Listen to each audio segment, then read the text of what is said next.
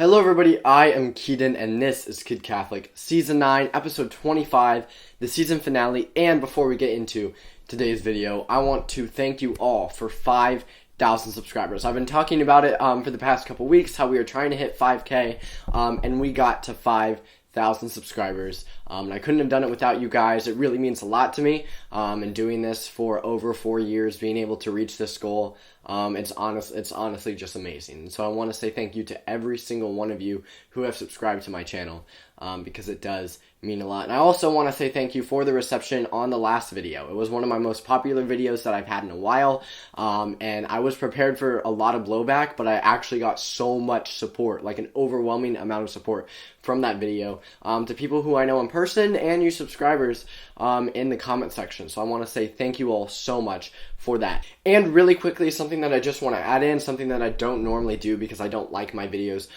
being advertisements or anything like that, but this is a local company business ran by someone who goes to my church, so I thought it'd just be really cool to promote on this channel. St. Joseph Rosary Ropes.etsy.com. St. Joseph Rosary Ropes. They make these awesome rosaries, and this one is actually really nice. It's in yellow and black, the Kid Catholic colors, obviously. They have they make really cool rosaries on there. So go to St. Joseph Rosary Ropes.etsy.com to go and check those out. I will leave a link to that in the description. For this week's video, I'm going to be doing something a little bit different. I wanted to do a Q&A. I sort of do one around once a season, and I haven't done it in a while. But the thing is, with every past Q&A that I've done, I've prepared for the questions. I've read the questions. I've got them in front of me. I'm ready, prepared to answer every single one of them. This time, anytime I got a question, I barely read it, screenshotted it, and just sent it to my mom so that she could read them for the video. So all these answers are completely off the cuff, and I have barely heard any of these questions, and we got a lot. So I want to say thank you all for sending in a question. So let's get into it. All right. Question number 1. Would you rather vacation in Hawaii or Alaska, and why? I would rather vacation in Hawaii, 100%, because Alaska is absolutely freezing cold, and I would rather be burning up hot than freezing cold. I can't do the cold. It doesn't work with me. Who is your favorite author? My favorite author is J.R.R. Tolkien, because I'm a big Lord of the Rings fan. I literally made a video on Lord of the Rings a year or two ago, so it has to be J.R.R. Tolkien, by far. If you could eat only one meal for the rest of your life, what would it be? This is a tough one because I'm a big fan of food, but I think if I had to narrow it down to one meal for the rest of my life, it would have to be spaghetti and meatballs with marinara sauce, no Parmesan cheese, because if you get a whole bunch of Parmesan cheese on the spaghetti, then it just messes up the whole flavor. So spaghetti and meatballs, as one dish, one meal for the rest of my life, that it has to be it. What did you want to be when you were younger? When I was younger, I really wanted to be a priest. Now I want to do more evangelization outside of the priesthood. But when I was younger, I was so attached to becoming a priest. What makes you laugh the most? I don't know. What makes me laugh the most? That's a good question. Honestly, Max Kellerman's takes on First Take, SportsCenter. He doesn't know anything about sports. He said a couple years ago that Tom Brady was going to fall off, and now he's in his 10th Super Bowl. So it has to be that. He's just not good at sports. I mean, I'm a Catholic YouTuber, and I could do a better job on First Take than he could. That says a lot. What is your favorite book to read? My favorite book to read is, again, like I mentioned earlier, The Lord of the Rings. It's very, well, I guess I would say the Bible, but the Bible is a library outlet. It's not really a book. So, I mean, if you take everything out of the Bible, then The Lord of the Rings, because The Lord of the Rings is, the best series, and it's better than Harry Potter. And if you think otherwise, just from an objective standpoint, you're objectively wrong. If you could live anywhere, where would it be? If I could live this is a tough question, because, if you get rid of expenses, worries, anything like that, if I could live anywhere, it would have to be in Israel, in the Holy Land, in Jerusalem, because being able to be so close to, when I went and visited those holy sites, I wanted to live there. That if I had to live anywhere, that's where I would live. Who's your hero?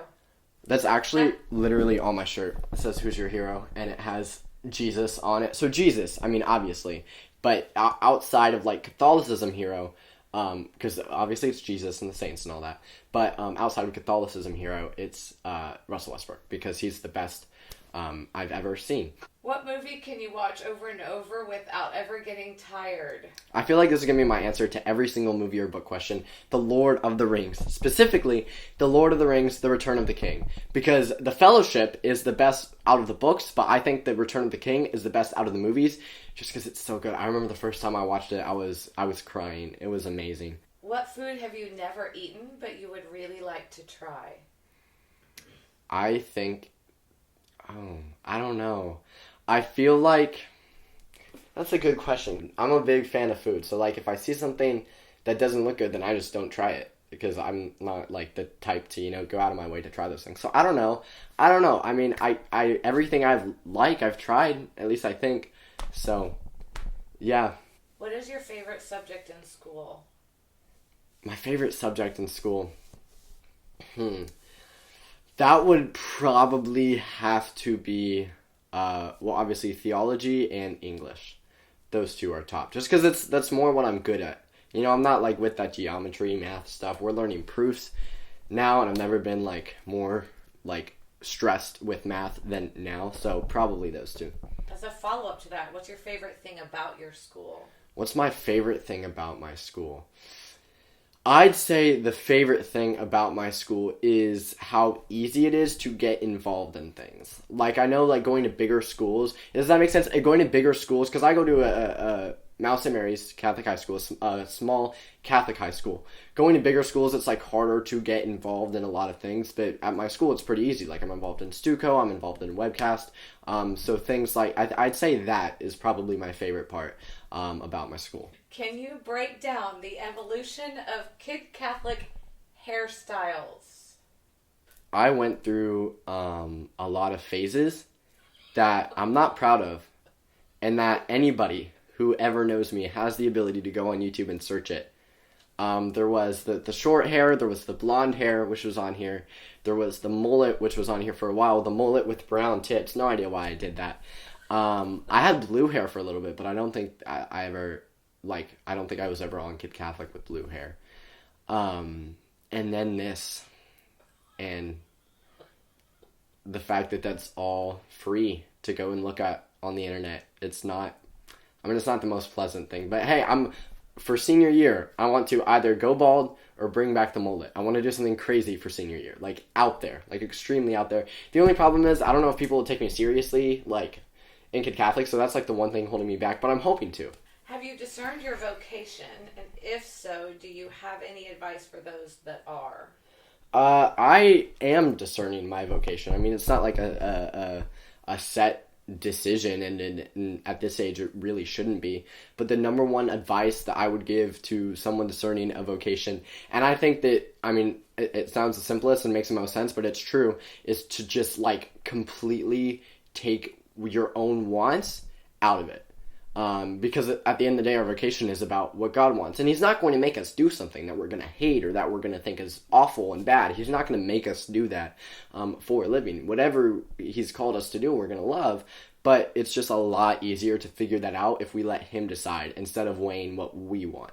What is the church's stance on the mark of the beast? I have no idea what that is. I've heard of it, and I knew what it was at one point. I know that. I knew what it was.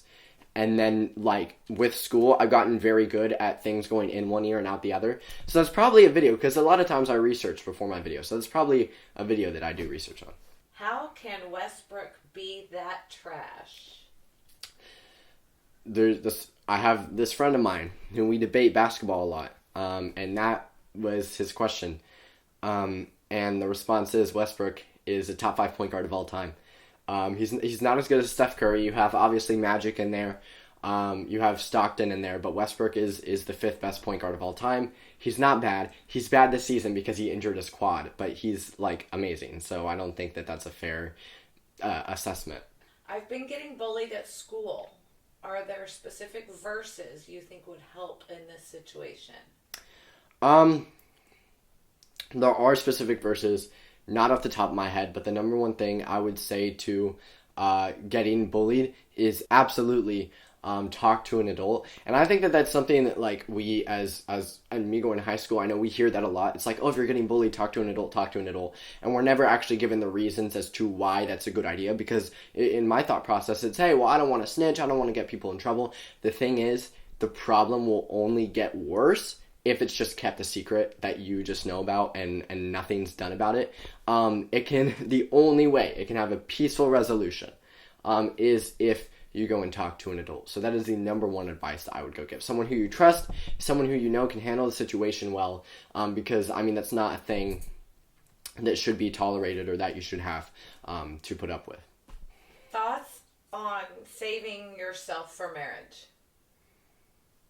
This is a kids channel. Here's what I would say. I stand with the teachings of the Catholic Church and the magisterium of the Catholic Church. That's all I'm going to say about it. Would you do a video with another YouTuber or person besides your brother? I have done, actually, if you go back in the past, I haven't done one in a cool minute, mainly because of COVID. But I did a video with Father Hamilton at the start of coronavirus. I've done videos with priests.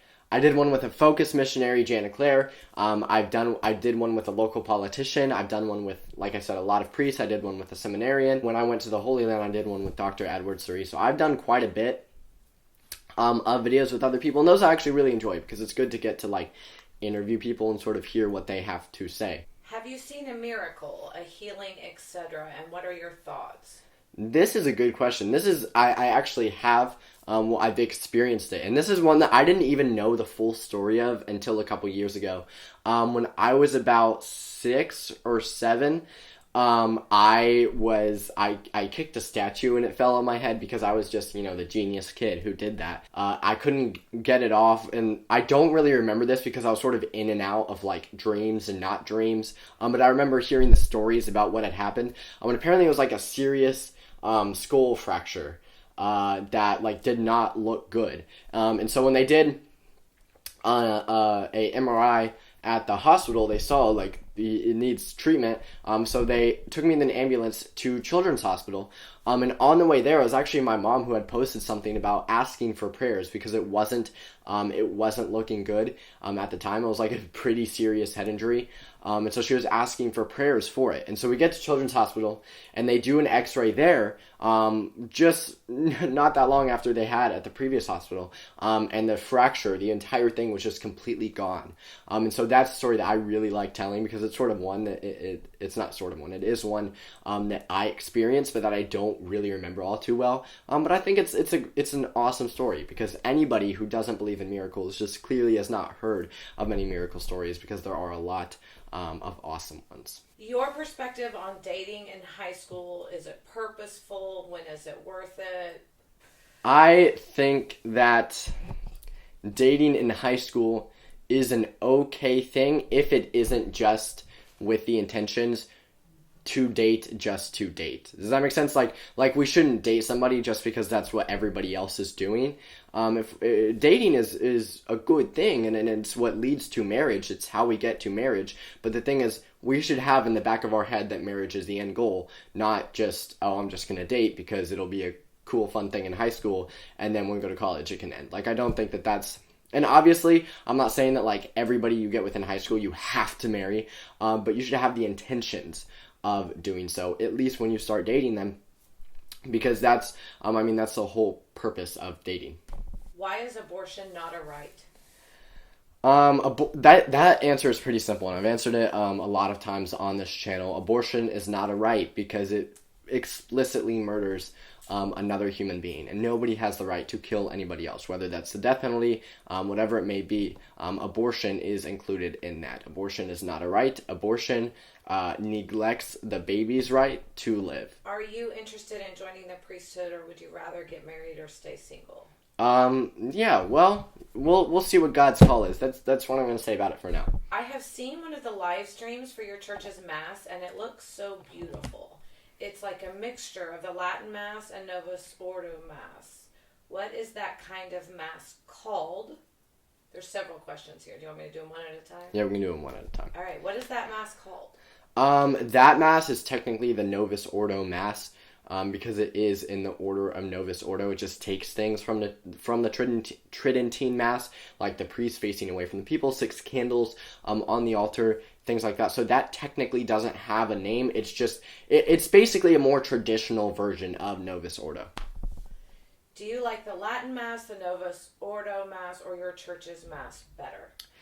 Well, I think to firstly answer that question, it's important to say that all masses should be are absolutely an incredible thing. But I personally prefer the Latin Mass or Tridentine Mass. Just because I love the rich history behind it and doing more research into it. There's just something so beautiful about the Tridentine Mass. And obviously this isn't to say that the Novus Ordo Mass is bad. Love the Novus Ordo Mass as well. I've been going to that my whole life. But if I had to pick one, I personally prefer the Latin Mass or Tridentine Mass over that. What's it like going to a Catholic school?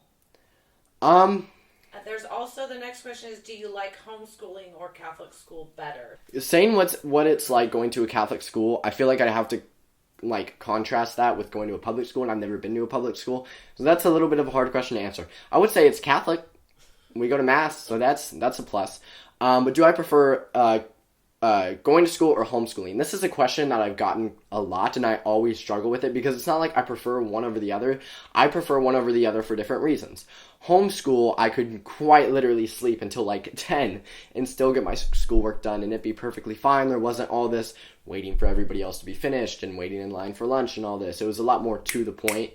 But then going to school, I prefer because it's more social interaction, it's more ability to make more friends, meet more people. So there are pluses and minuses to both that I really just can't put one over the other. Tips on giving talks. This is a good one. Honestly, the number one thing I would say about giving talks is just don't care what the audience is thinking. And I mean, care what the audience is thinking to a point, obviously. But don't have in your head oh my gosh, they're all judging me, they're all looking at me. Because if you know me, I, for the most part, am really bad at one-on-one conversation.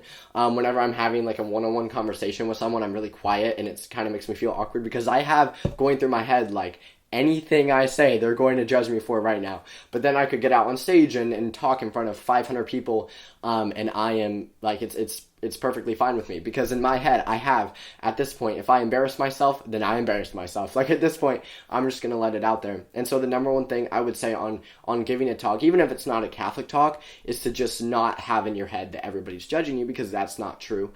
When giving a Catholic talk specifically, the number one piece of advice I would give is don't let yourself guide you, let the Holy Spirit guide you. And that is the number one thing. The words that come out of your mouth should be guided by the Holy Spirit in order for a true, good Catholic talk.